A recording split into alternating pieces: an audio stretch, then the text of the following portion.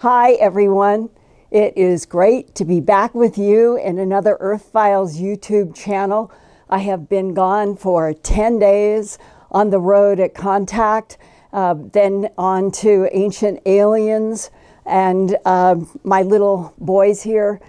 Here's Fluffy, the all-white one on the right, and here is Chocolate with his beautiful blue eyes here on the left. And I want to thank you for all of the email that I get with people saying, hey, would you please show Fluffy and Chocolate longer? And they're growing up, so it's becoming easier. When they were more of the kitten stage, they would make this into a game. And tonight it was just great. They're the most loving colleagues. And I have really good news to report for those of you who have long-haired cats. These, both of them, their hair is growing in more silky and it's not tangling. And I can't believe it, but it may be that they're going to get this adult hair that isn't going to tangle, that caused me to have to do lion cuts on them. But you are seeing them in a quiet stage. And one thing that I'm going to try to do, because it is hysterical on many mornings when they play fight. They get up on their back legs. They spar with each other like they were fighters in a ring. It's just hysterical. And I'm going to try to get a videotape and then show it to you here at the Earthfiles YouTube channel. I love these guys so much, and I know so many of you do. And to me, to be with life force that you can love and you feel compassion, I think it is like exercise for your soul. And so I'm going to put these little guys down, and they may get up on the bookcase. They may knock things over, you may hear, but that's part of having wonderful cats. And in the kind of like the swirl of getting back from Contact was so intense. I got a nap of about 3 hours the first night. I got a nap on the second night of about 3 hours. And by the third day and night, of which I had to be doing presentations and panels each day, you know that feeling when you don't get enough sleep and the ground starts doing this? But it just kept going, and it was fantastic. And over time, I'm going to start sharing with you some of the discoveries in people and in what I would say are evidences that were new to me. And I'm going to start trying to unfold more and more on my Earthfiles YouTube channel and adding interviews as we go forward. But Linda? I want, yes. Linda, I'm going to have to stop you. I've been texting Brad. We don't have a stream. It's fine. We don't have a stream. There is a stream. Brad says we have a stream. I don't know. Are people saying they don't see a stream? Nothing. No notification came out. There's nothing on YouTube. I've got nothing. Okay, let's check it out, because I'm seeing the chat. There's all kinds of chat people. So Brad's seeing chat. The chat's not saying anything about it. Let me just check here. Gosh.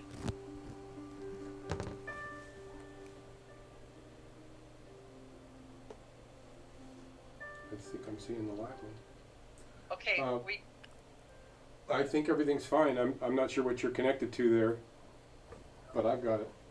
It's actually, okay, we got it now. We grabbed the URL off the back end, so we got it. Thank you, everybody. okay. Is everyone now with us? Would you please signal if you have seen me with the cats? I'd like to know, because we are always wondering about whether or not we're getting government interference or any kind of interference. Would you please start letting Lori and Brad know in chat if you did see me from the beginning with the cats? I would like to know that. And that's good they got a notification, Linda. Okay, and did you get a notification? It would come from, who would it come from? That YouTube.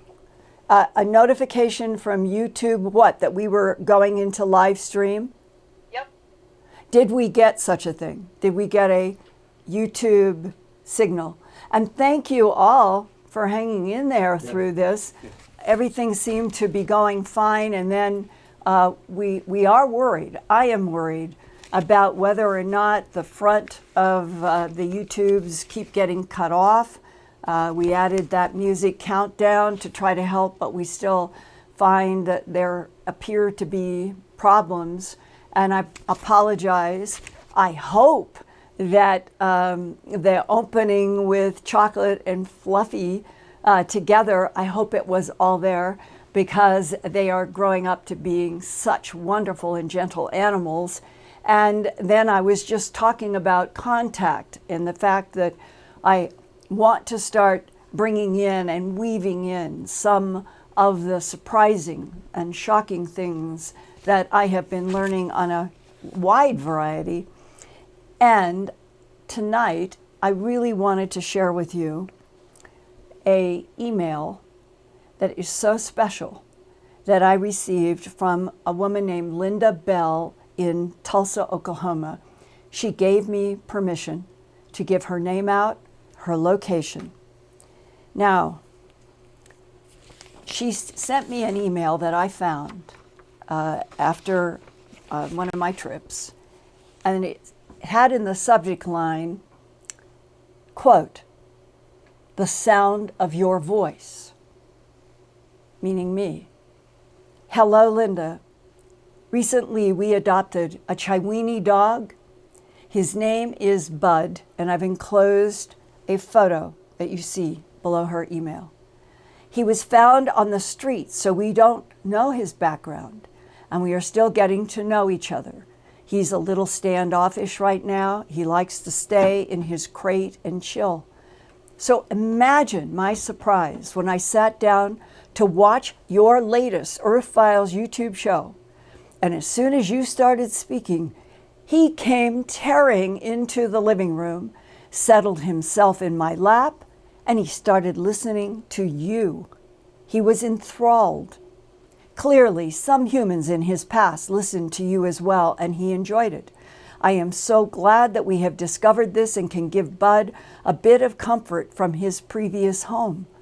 Over the past few days, Bud and I have enjoyed watching reruns of your broadcasts together and bonding. I tried other videos, but he was not the least bit interested. I know, Linda, you prefer cats, and my love to Fluffy and Chocolate, but I thought you would enjoy hearing about one of your unique fans," close quote. Well, Linda Bell, I do love dogs. I grew up with a collie dog who was as important to me as the cats are now. But since high school, I have had such an intense life with so much travel all of the time that caring for a dog was a big challenge. And here in Albuquerque, when I go on trips, my dear brother Jim Moulton comes over to take care of Chocolate and Fluffy, and they love each other. So, hi, Bud. I hope you are listening right now. I love you, dear, sweet dog with those beautiful, soulful eyes in your photo. Linda Bell, thank you so much for sending Bud's photograph and your wonderful email. I keep a photo of Bud now close by so that I can see his soulful eyes, and I am so glad that my voice comforts him. God only knows what he has been through in his life, and we all need more love and compassion, so please hug Bud now from me forever. Hi, Bud.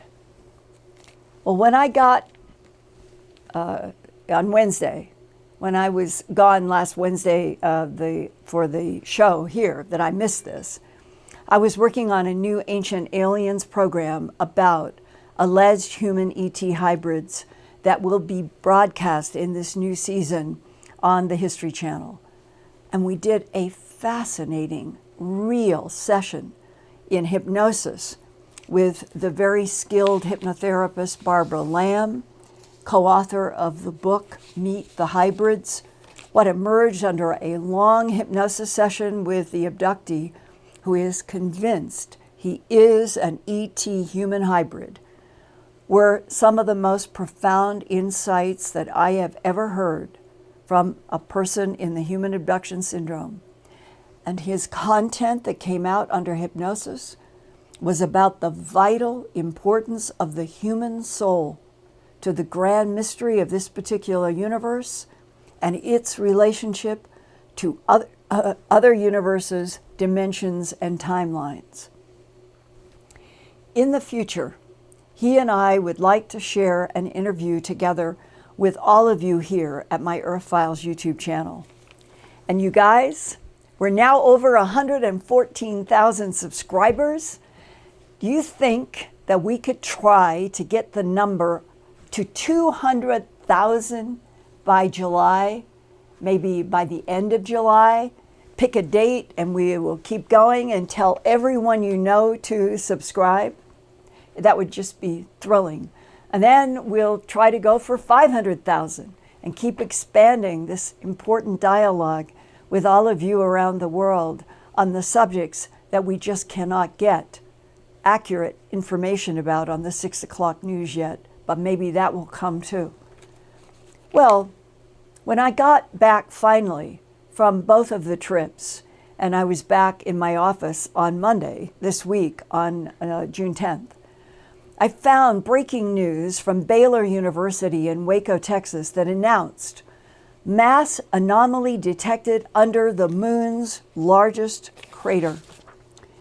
Baylor University planetary geophysicist Peter James, PhD, discovered the massive gravitational anomaly by analyzing data from spacecraft used for the NASA Gravity Recovery and Interior Laboratory that is also known as the GRAIL mission, G-R-A-I-L. Professor James said, when we combined the GRAIL data with lunar topography data from the Lunar Reconnaissance Orbiter, we discovered the unexpectedly large amount of mass hundreds of miles underneath the South Pole Aitken Basin that is outlined with those dotted white lines in a circle in all of that blue area that is in the South Pole region of the moon. Now, here is the moon's dark side with yellow arrows at the South Pole on the bottom and the Aitken crater up toward the top of this frame. One speculation about what is causing the huge mysterious anomaly is perhaps a lot of metal on an asteroid that crashed into the moon's backside mantle and is still embedded there. Professor James said, quote, imagine taking a pile of metal 5 times larger than the big island of Hawaii and burying it underground there. That's roughly how much unexpected mass we detected at the Aitken crater on the moon, close quote. Well, Professor James estimates that the deep crater causing the gravity anomaly is the shape of an oval, at least 1,242 miles in diameter, that's 2,000 kilometers. And he says that the dense mass, quote, whatever it is, wherever it came from, close quote, is weighing down the basin floor by more than half a mile. And astronomers say the Aitken crater is the largest preserved crater in our solar system. Well, what if the huge underground anomaly on the backside of the moon is very similar to another mysterious deep magnetic anomaly in Wilkes Land, Antarctica? You've seen this in my Part 3 video of the military whistleblowers, U.S. Navy SEAL Spartan 1 and U.S. Marine Spartan 2. I asked Spartan 1 about the Wilkes Land magnetic anomaly, also known as WLMA. This is the strongest magnetic anomaly on planet Earth, marked on this magnetic field intensity map between the 70 and 80 degrees south latitudes and 120 degrees east longitude. Well, in my Part 3 Whistleblower video, Spartan 1 Commander Navy SEAL told me, quote, "What I've heard is that the Wilkes Land magnetic anomaly marked here in red is a portal. A portal takes you from one structure to another or to a vessel outside our Earth atmosphere, sort of like an invisible elevator or something that goes a long distance by just popping. This particular portal was underground inside a structure built by extraterrestrial humanoids long ago," close quote, Spartan 1. I ask him what the structure deep underground at the Wilkes Land magnetic anomaly is supposed to look like if it is an extraterrestrial constructed portal to move point to point around Earth, our solar system, and throughout the Milky Way galaxy. Spartan 1 said, quote, "It has a frame," and he's talking about this big structure that he has been told is extraterrestrial underneath the Wilkes Land, where the Wilkes Land anomaly is. He says it has a frame, it has hieroglyphs. Whatever the meanings are, we still don't know. But the structure or the frame of this portal deep down in Wilkes Land is supposed to act like a wormhole where you can move from point A to point B, close quote. What if Wilkes Land, and what if the Aitken crater on the moon, that these enormous magnetic anomalies, gravity anomalies, are structures, alien structures, to move portals on the Earth, from Earth to the moon, from moon through the solar system, and out through the Milky Way galaxy? Is that going to be one of the revelations that ultimately we will have, that alien structures on this Earth were designed and built for moving point to point, exactly as the Einstein-Rosen bridge between wormholes has hypothesized? Well, I came back again to find more emails about more bloodless half-cat deaths in the Arden Arcade section of Sacramento, California, and these were in late May, and a heart-wrenching report from Manitoba, Canada. On Monday morning this week at 11:39 a.m. Central Time, the owner of a 14-acre property was out walking her 3 dogs, as she does every morning on the same path, just routine. But suddenly, this Monday morning, her 3 dogs stopped and they sniffed the air aggressively in a direction off their beaten path. Her name is Venice Josie, and she told me she went off the path in the direction her dogs were sniffing, and to her shock, she was looking at a completely clean and dry-haired, very young fawn, perhaps only 2 or 3 days old, cut neatly in half with the front half missing. It had lightly rained throughout the Monday morning and was lightly sprinkling as she stood staring completely in astonishment at the half fawn. And she said none of the fawn's hair was soaked in water. In fact, the half body looked so dry that Venice concluded that the fawn could not have been there very long, and she took this photograph with her iPhone at 11:39 a.m. Central Time in Manitoba, Canada.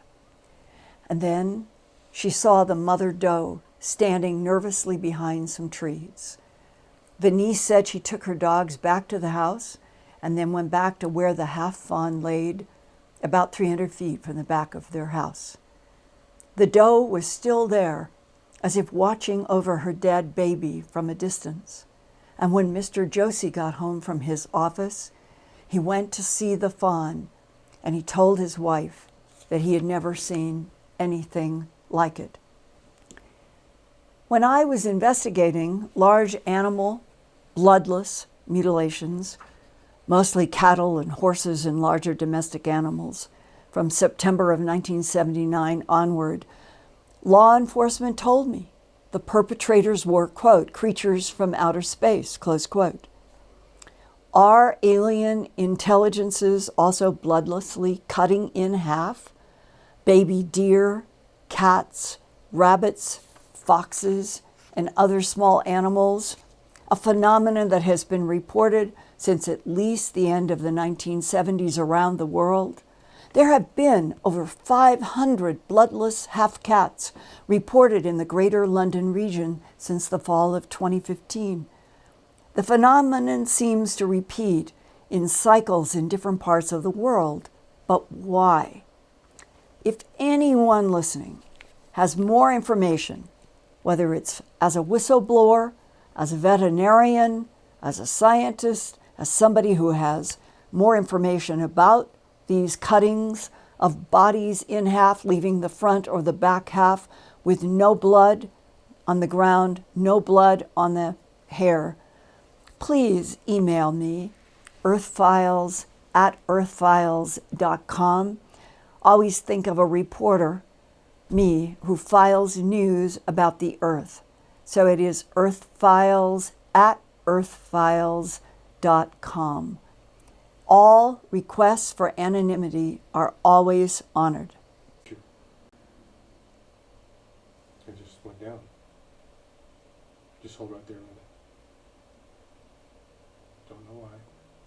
What's happened? Don't know. Let me see what happens to the stream here. Okay. Is everything operating again? Lori and Michael. We're looking good still. Okay, so I don't know what happened, but you guys, we're just always going to try to keep going. We've had the out of sync problems and everything, and I'm talking about a wide range of subjects tonight, and I hate to think that our government, our military, are assigned to try to interfere with these reports.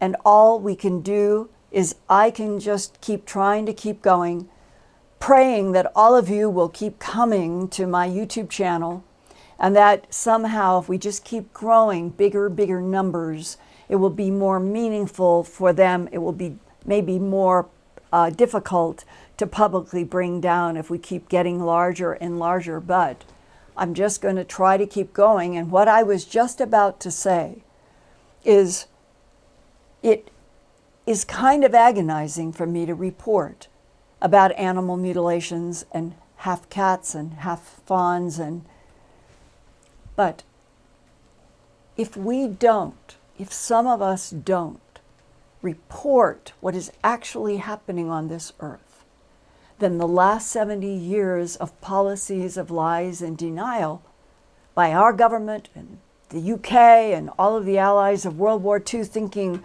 that this planet needed to be completely kept out of the growing evidence and information of other alien intelligences interacting with our planet, and that no one could handle animal mutilations. Well, I'm here to tell you, my journey in investigating animal mutilation started 40 years ago. And I'm still here, and they're still ongoing.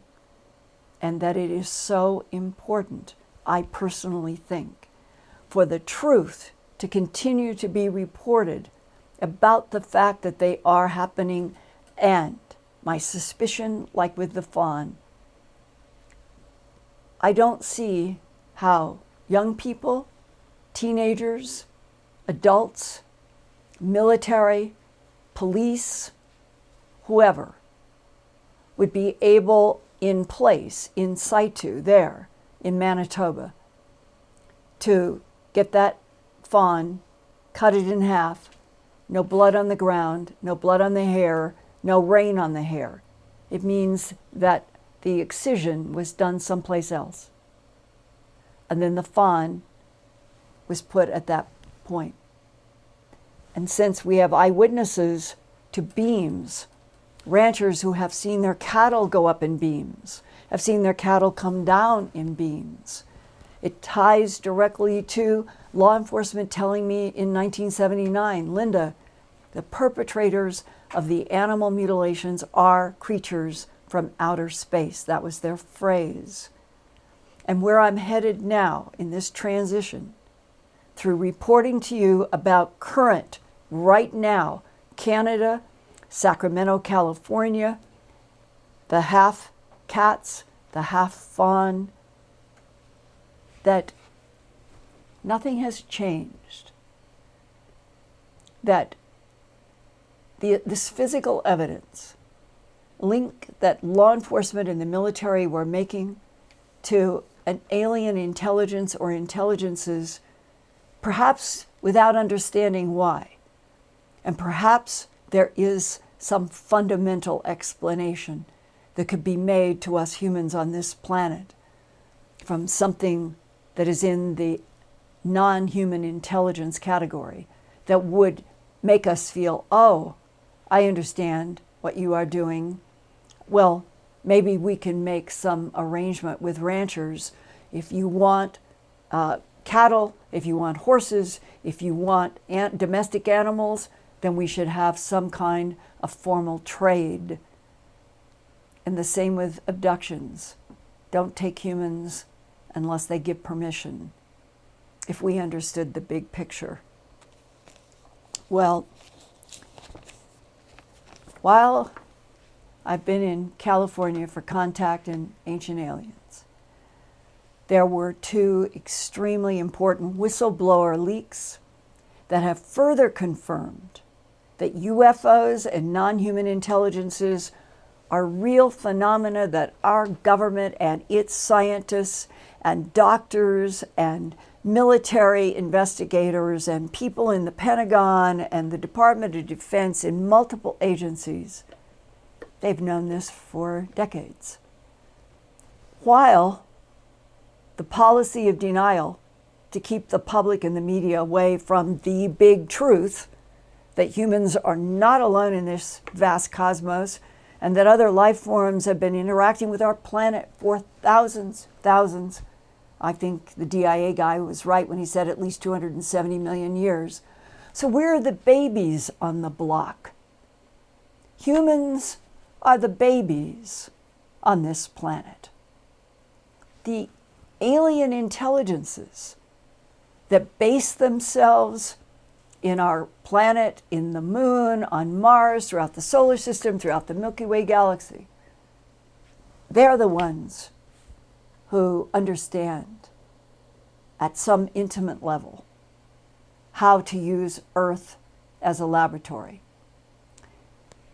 If we understood everything, maybe there are extremely positive allies, as some of the remote viewers have said, who have really helped humans for the last 2 million years of the rudimentary development of Homo erectus, coming up through the very strange and advanced Denisovans to Neanderthal, and now Cro-Magnon, Homo sapiens sapien, and now the hybrids, the humans on Earth, the one that we did the hypnosis session in Los Angeles for a new, incredible segment of Ancient Aliens. Are we at a time where the pressure to tell this planet the truth is building to such a point that it is going to burst out beyond Navy fighter pilots talking about seeing the infrared UFOs? Is it finally going to start bursting, as I feel like it is beginning to in my own world of work more and more every day, every 24 hours? So when I got back here, and I'm looking at the first recent leak of 15 pages entitled EWD Notes, and Brad, we need to show this. It's dated October 16th, 2002, first surfaced at Reddit about 2 months ago on April 19th, 2019. The initials EWD throughout the 15 pages are alleged to be leaked notes taken by astrophysicist Eric W. Davis, PhD, who works with physicist and electrical engineer Hal Puthoff, PhD, at Earth Tech International and the Institute for Advanced Studies in Austin, Texas. Eric W. Davis is also an adjunct professor who teaches courses about the early universe, cosmology, and strings group at the Center for Astrophysics, Space Physics, and Engineering Research at Baylor University in Waco, Texas. The 15 pages of notes are allegedly from a face-to-face conversation that physicist Eric Davis had on October 16th, 2002, 17 years ago, with retired U.S. Navy Vice Admiral Thomas R. Wilson, shown as TW, all caps in the notes. Vice Admiral Wilson was director of the Defense Intelligence Agency from July 1999 to July 2002, when he retired from military service to join Alliant Tech Systems, Inc., where Vice Admiral Wilson was president of ATK Missile Systems. The 15 pages of notes begin, quote, Rich says, okay, so we are now on the EWD, which is Eric W. Davis, his initials. We're on page 1 of the notes that begin, quote, Rich says to go to EG&G Special Projects Building at Greer and Paradise. Meet at 10 a.m. Don't be late. Close quote. And the translation is, a meeting was set up for astrophysicist Eric Davis by someone named Rich, who told Eric Davis to go to the EG, and we should have this now up, the aerial over the McCarran International Las Vegas Airport. I'm not sure we're online. Okay, that's where we are. Now, the EG&G Special Projects Building at Greer Drive and Paradise in Las Vegas, Nevada is not far from the Las Vegas McCarran International Airport, shown here in this aerial. And that 821 Greer Drive address that is mentioned in the EWD notes was EG&G's former shipping location. The company pioneered the photographic strobe light, but gradually ended up in the government service business. At one time, EG&G was a government contractor that operated Area 51. We want to go to Area 51 now. I think we're out. I'm watching the chat. Lori, what do you think? It dipped out, but it came back. So let's hold on. I'm about 3 minutes behind you guys right now. Okay, So it's going to take a minute for me to get to me. I'm not. All good for keeping it offline. At one time, EG was a government contractor and operated Area 51. Yeah, that's where we operated Area 51. Is it? I'm not getting it here, but I'm not sure.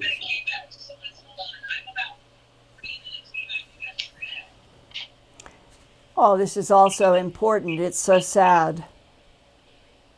I think people are saying it's back, so keep going. Okay, the chat. Okay, I keep going. Okay. I keep going. Thank you, everybody, for hanging in there. We don't understand what the interferences are, but now we're going to an aerial of Nevada, Area 51. Okay, go to there, Brad.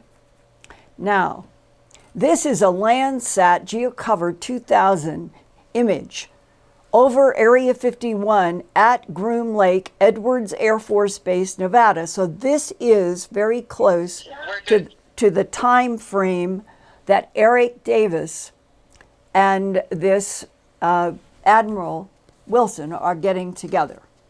And just a little side note that EG&G Special Projects was located at various addresses on Greer Drive in Las Vegas back at this period of time leading up to this meeting. Well, EG&G is also the exact same company that Robert Lazar said physicist Edward Teller got him a job at Area 51 in late 1988 to early 1989. And Bob Lazar said he was taken inside the Area 51 Papoose mountain range and shown various UFO craft and was asked to study the propulsion system of one particular model that he said used element 115 in a stable form that had not even been discovered by Earth scientists at that time when Bob was, for a short period of time, working in Area 51 through Edward Teller, the physicist. Edward Teller went to somebody at EG&G and got him that job. Now, we're back to page 1 of these notes, and it says 10:10 a.m., the admiral's late, arrives with 2 Navy officers in uniform. He's in a suit now because he was a civilian. At the October 16, 2002 date of the Eric W. Davis notes, it says Admiral Wilson was late arriving at 10:10 a.m. with 2 Navy officers in uniform, and Vice Admiral Wilson was in a civilian suit because he had retired earlier in that year of 2002. Well, after, quote, greetings with Admiral Wilson, Eric Davis wrote in his notes, quote, we sit in his car in back of EG&G building, talk until 11:20 a.m., close quote, which was an hour and 10 minutes discussion about, and in these 15 pages, it's all about UFO files, bodies, and materials hidden in under whose authority. Now, we're going to jump to page 13. There is so much to study in these 15 pages. I'm going to have all of this at earthfiles.com. All of it will be in an organized sequence with my comments and notes. But now I'm jumping to page 13 and the underlined red ink because I think these are some of the most important words in the 15-page notes. Quote, top line. They had, the program manager talking, they had a craft, an intact craft. They believed they could fly, and then they questioned space, air, water, even dimensions is in these notes. Was it from overseas or not? Said no, could not be, not possible. Why? I ask, meaning this is Eric Davis asking, where did it come from? The program manager said they didn't know where it was from, and that is the Admiral. The Admiral is telling Eric Davis about his discussions and inquiries as a man who had been head of the DIA for a period of time. So he's saying the program manager said they didn't know where it was from.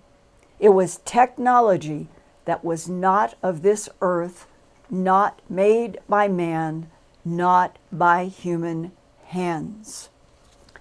The whole document is going to be fascinating to read, and I will have that up at Earthfiles.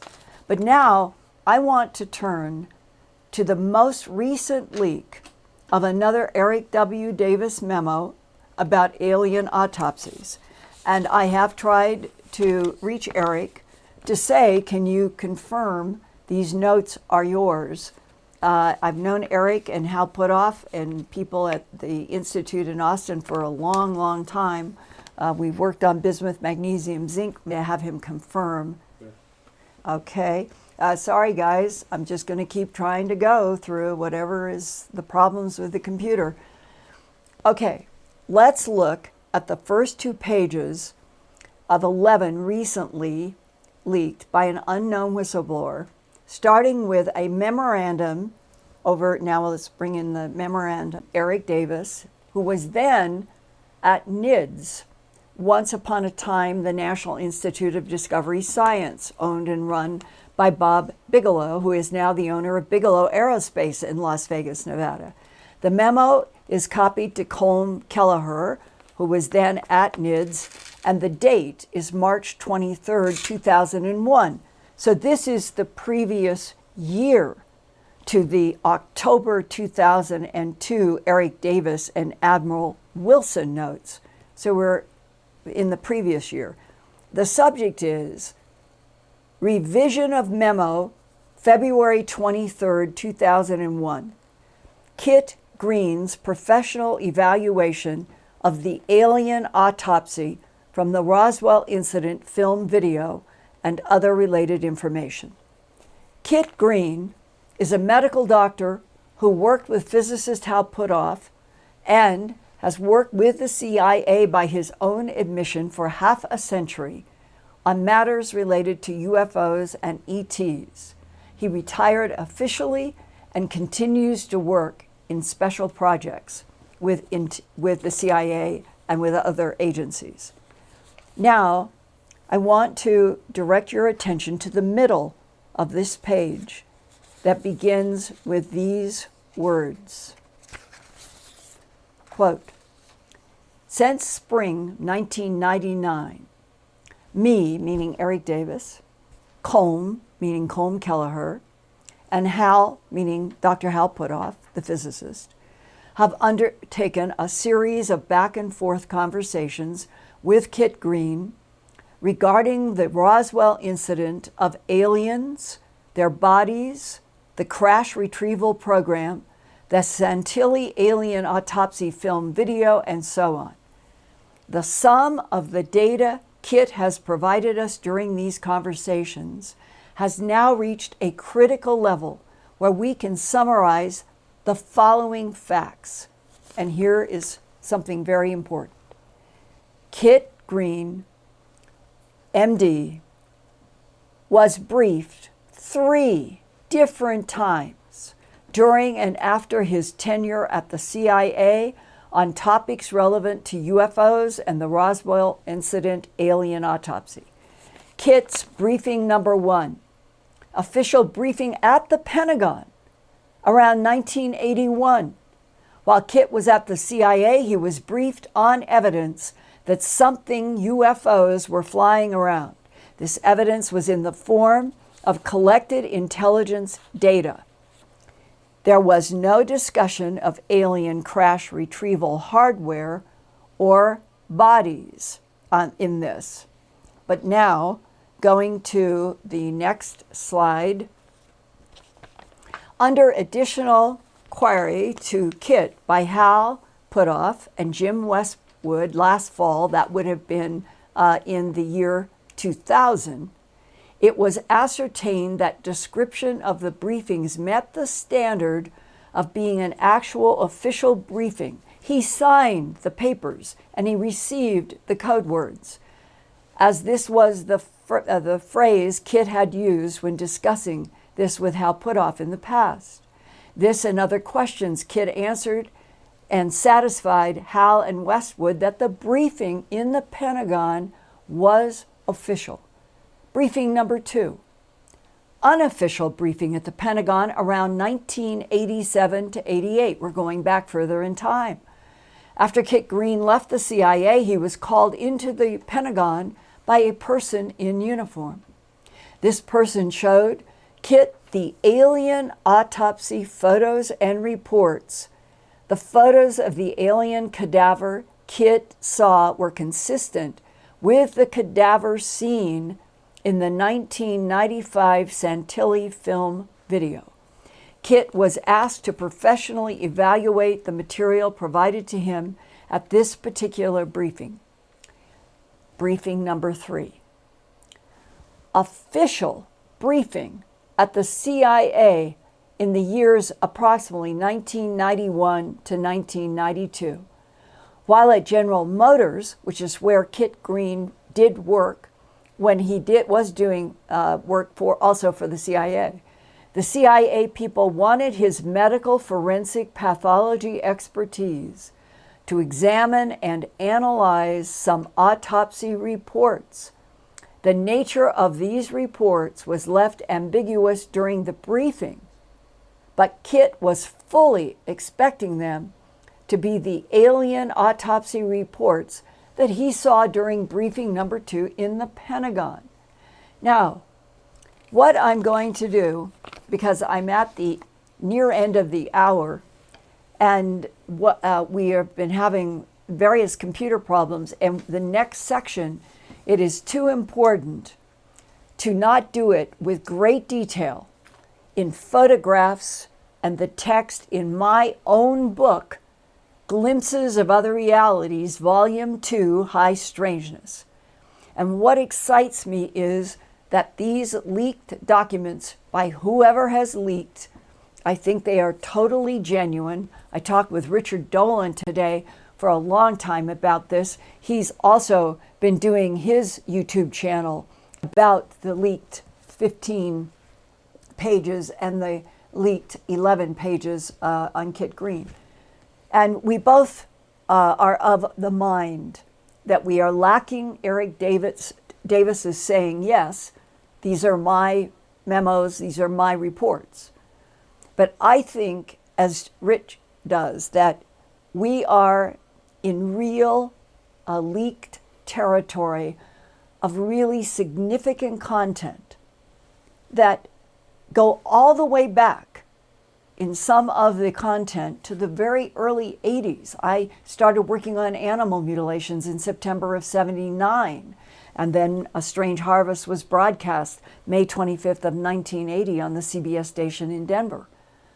And now it's like a crossfade. These memos, the leaked notes, they are going back, they're having to do with animal mutilations, human abductions, and the Santilli film. It is laid out in photographs and text in my Glimpses of Other Realities, Volume 2. I had a personal meeting with Santilli in London in the summer of 1995. He showed me the raw 16 millimeter film that a photographer working for the Army had made of autopsies of the six-fingered embedded panels that had ancient Greek symbols. It was done in a tent. I got to hear what the cameraman who took the footage said, and Santilli gave me permission to reprint high-res photos from that autopsy and with information that showed the ancient Greek and the six-fingered imprinted panels. I have always been convinced that the film was real, that the government, somebody tried really hard to make the Santilli film go away. I talked with a man that you all know as Cooper or Stein or Anonymous in 1998 at his home in Florida.